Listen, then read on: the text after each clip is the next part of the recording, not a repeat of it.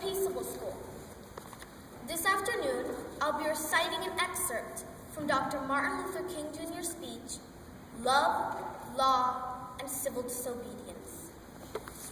True peace is not merely the absence of tension, but it is the presence of justice and brotherhood.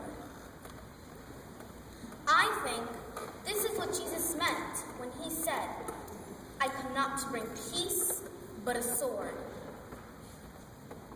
Now, Jesus didn't mean he came to start war, to bring a physical sword. And he didn't mean, I come not to bring positive peace. But I think what Jesus was saying in substance was this. I come not to bring an old negative peace, which means for stagnant passivity and deadening complacency. I come to bring something different. Whenever I come, a conflict is precipitated between the old and the new. Whenever I come, a struggle takes place between the justice and the injustice, between the forces of light and the forces of darkness. I come not to bring a negative peace, but a positive peace, which is brotherhood, which is justice, which is the kingdom of God. And I think this is what we are seeking to do today. This movement is a revolt against a negative peace and a struggle to bring into being a positive peace, which makes for true brotherhood, true integration, and true person-to-person relationships. It is a movement based on a philosophy, the possibilities of the future, bringing into being something real and meaningful. It is a movement based on hope. I think this is very important. The students have developed a theme song for their movement. Maybe you've heard it. It goes something like this. We shall overcome. Deep in my heart, I do believe we shall overcome. Then they go on to sing another verse. We are not afraid. We are not afraid today. Deep in my heart, I do believe we shall overcome.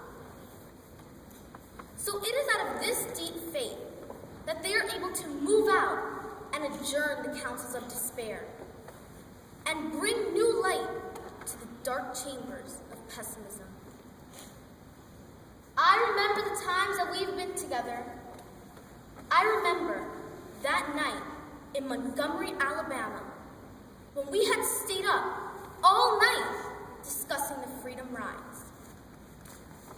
That morning came to see that it was necessary to go on with the Freedom Rides, and that we would not, in all good conscience, call an end to the Freedom Rides at that point. I remember the first group that got ready to leave to take a bus to Jackson, Mississippi. We all joined hands and started singing together. We shall overcome. We shall overcome. Then something within me said, how is it that these students are able to sing this and are going down to Mississippi, where they will face hostile and jeering mobs, and yet they could still sing, we shall overcome.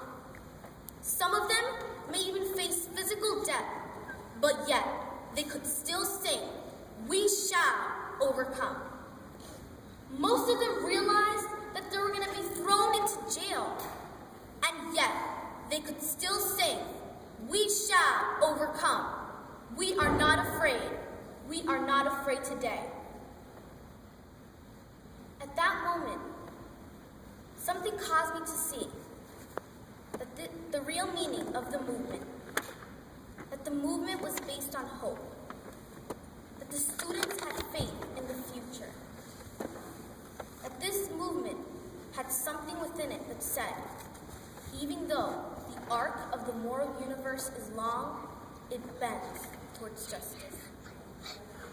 And I think this should be a challenge to all others who are struggling to transform the dangling discords of our Southland into a beautiful symphony of brotherhood. There is something in this student movement which says to us, we shall overcome. Before the victory is won, some may have to get scarred up, but we shall overcome. Before the victory of brotherhood is achieved, some will maybe face physical death, but we shall overcome. Before the victory is won, some will lose jobs. Some will be called communists and Reds, merely because they believe in brotherhood. Some will be dismissed as dangerous rabble-rousers and agitators, merely because they're standing up for what is right. But we shall overcome. That is the basis of this movement. And as I like to say, there's something in this universe that justifies Carlyle in saying, no lie can live forever, but we shall overcome. There's something in this universe that justifies William Cullen Bryant in saying, truth, crushed to earth, shall rise again. Thank you.